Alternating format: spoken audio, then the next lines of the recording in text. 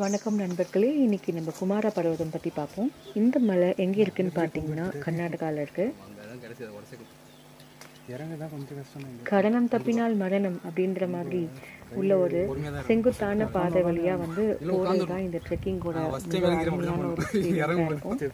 கர்நாடகா மலையேற்றத்திற்கான ஆரண்ய vihara portal வந்ததுலேருந்தே Kumara பர்வத மலையேற்றத்தில் சில மாற்றங்கள்லாம் ஏற்பட்டிருக்கு. ஒரு புறம் பட்டாரமனோவில் வந்து நம்மளால் தங்க முடியாது, பட்டாரமனே அப்படின்னு சொல்லுவாங்க, தடை செய்யப்பட்டிருக்கு. அதாவது நீங்கள் வந்து 2 நாட்களுக்கு பதிலாக ஒரு நாளில் வந்து மலையேற்றத்தை முடிக்க வேண்டியிருக்கும். மறுபுறம் பீடஹள்ளி சிகரத்துக்கு அணுகிறதுக்கு புதிய பாதை வனத்துறையால் திறக்கப்பட்டிருக்கு. இந்த வழித்தடங்கள் வந்து ஒவ்வொன்றின் முழுமையான விவரங்கள் வந்து அனுமதி, செயல்முறைகள் மற்றும் நீங்கள் சொந்தமாக வந்து மலையேறம் செய்ய தேவையான அனைத்து விவரங்களையும் நான் வந்து இங்கே சொல்ல போகிறேன். குமார பர்வதம் அப்படின்றது ஒரு அழகான மேற்கு தொடர்ச்சி மலையை சார்ந்ததுங்க. இந்த மலையேற்றத்திற்கான முழுமையான வழிகாட்டியாக இப்போ நான் இருக்க போகிறேன். கர்நாடகாவில் மேற்கு தொடர்ச்சி மலைகளில் உள்ள புஷ்பகிரி வனவிலங்கு சரணாலயத்துக்குள்ள தான் இந்த குமார பர்வதம் வந்து இந்த சிகரம் வந்து அமைஞ்சிருக்கு.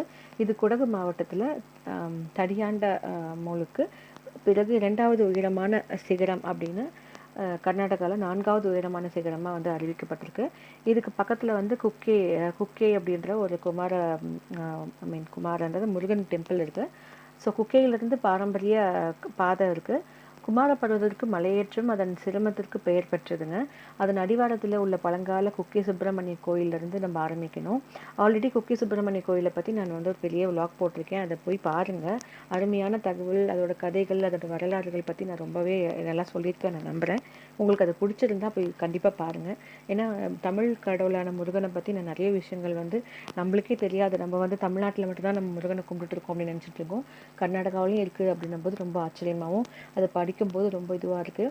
நம்ம வந்து சமுத்திர மந்திரம் அப்படின்னு சொல்கிற வந்து யூஸ் பண்ண வாசுகி வந்து அவங்க வந்து அடைக்கலம் போயிருக்கிறாங்க. அவங்கள வந்து காப்பாற்ற வந்து முருகன் வந்து அங்கே வந்திருக்கிறாரு.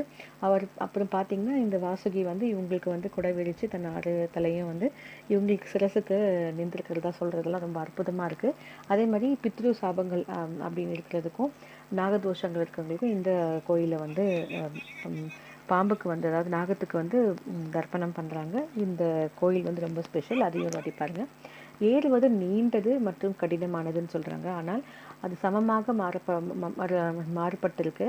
அப்புறம் வந்து என்ன சொல்கிறது, அழகான காடுகள், ஒரு மறைக்கப்பட்ட நீர்வீழ்ச்சி, ஷோலா புல்வெளிகள், இந்த பரந்த நிழல்கள் மற்றும் சேஷ பர்வதத்தின் மாயாஜால பார்வை வந்து புள்ளி வழியாக நம்மளை வந்து அழைத்து செல்லும். குக்கே பக்கத்திலிருந்து காட்டில் இருந்து நீங்கள் வந்து முதல்ல வெளியே வரும்போது நீங்கள் முதல்ல பார்க்குற ஒரு விஷயம் வந்து கம்பீரமான சேஷ